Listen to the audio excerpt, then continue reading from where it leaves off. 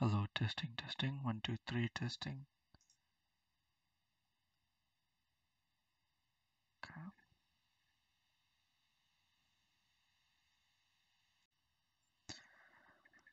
Hey, what's up, guys? Ebinnflowin here. So today I'm going to show you guys how to create a USB for Windows 10 installation. So first, I would recommend an 8 GB USB stick or higher, but I believe the minimum is 4 GB. But in this case, I have 128 GB USB with me, so I'm just going to use that to show you guys. Also, a warning, when you do this, all the data in your USB will be erased. So if you have something important on your USB, make sure you back it up first. All right. So first, you just go to Google and look up Windows 10 ISO file, or just ISO. I will provide the link below. Just go here.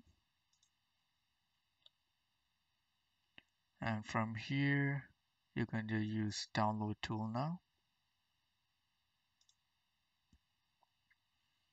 And yeah, I'm just going to save it to my downloads. And once this is done downloading, go ahead and open it up.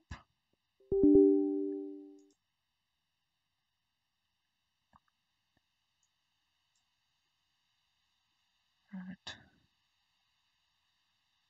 I don't need this anymore.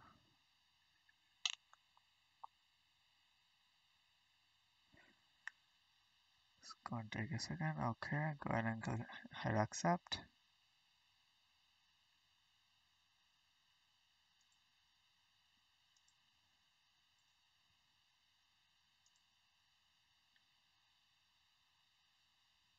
Just give it a few seconds. So if you're on a PC that's on like Windows 8 or something, Windows 7 or 8, and you want to upgrade to Windows 10, you can just choose this option. But in this case, we're going to create a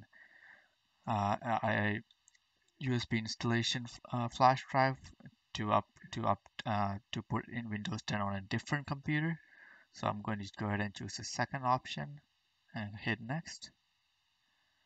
From here, up to you. So nowadays, most case you just need the 64-bit, or if you're using an older computer, you might need a 32-bit.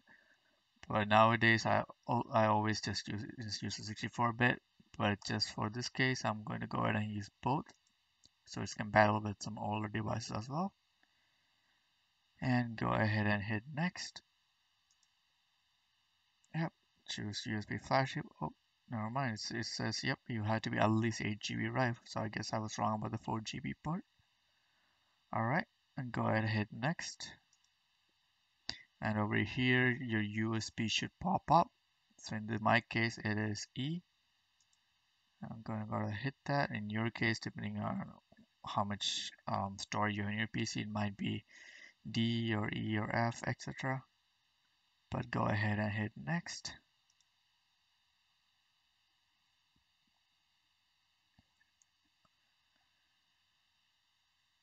And yeah, this is going to take a minute, so I'm going to go ahead and pause the video for now, and I'll come back once the rest of it is done. Alright.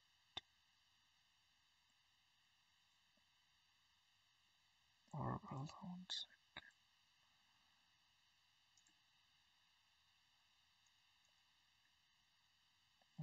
It's done. Alright, we're back. It's done installing, so we can just go good to finish. Alright.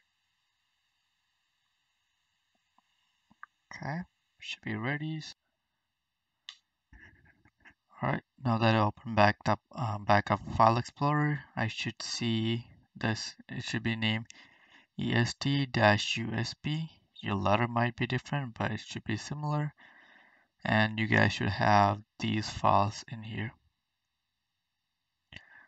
But if you're using a larger USB, you might notice something is off. So if I go to properties, I only see that this USB only has 24 GB, right? Sorry, I mean 31 GB, even though this drive should have 120 GB.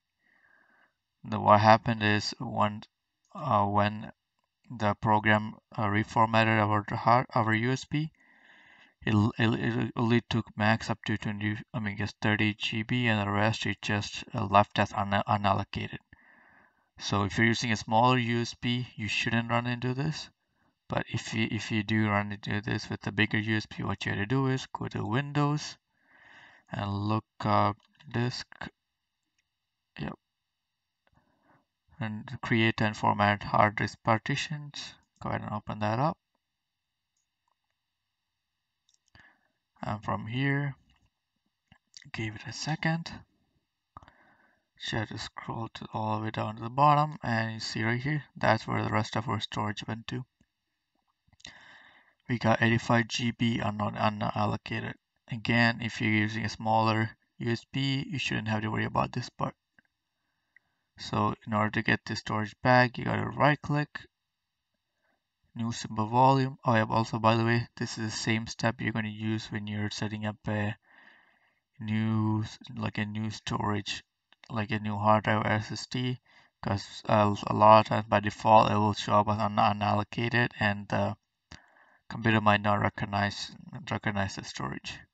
But yeah, right click, new symbol volume, hit next. Next, you can change the letter if you want to. Over here you can change the name. Since I'm just gonna say 85 GB, just so I can know. And over here you can change the file system. So if you notice that the Windows installation media is in exFAT 32 or FAT32, the reason being is that FAT32 is like an older file system, and that is compatible with some of the more older devices. But NTFS is like a better version, and which that is what most devices nowadays use. I mean, even the most newer devices are still compatible with the exFAT, but there are still some downside to the exFATs. Like for example, I believe that with exFATs, there's a limit to how much a storage a file can hold. I mean a folder can hold. I believe it's like can have like more than 4 GB in a single folder or something like that. I'm probably wrong with the exact number, but for that reason, if you're gonna have a single folder containing like a large amount of data, like a movie or game, for example, you probably need to set it up into NTFS. Can yeah, and I don't remember the exact details, but that should be more or less the information about it. But once you go there, go ahead and hit next, finish, give it a second. Yep, there we go. That's popped up. And over here, let's refresh it. Oh, no, here it is. So basically it's going to pop up as like two different USBs, but yeah, so I have a USB-E with my Windows installation and USB-F. Yeah, since there's like still more storage left inside the uh, inside this right here, you can still add more of your stuff to it if you want to.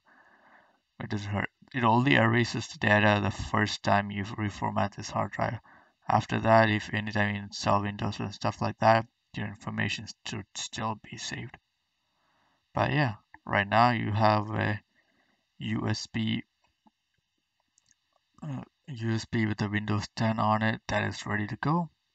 I will create another video on how to actually use it to install Windows on a new computer or an old one. In this series, I'm going to be showing you guys how to set up an old Office PC. Alright, see you guys later. Bye. If you like this video, go ahead and like, comment, and subscribe. And if you want me to go into depth about something else or the topic in mind, please let me know. in the comments. Thank you. Bye.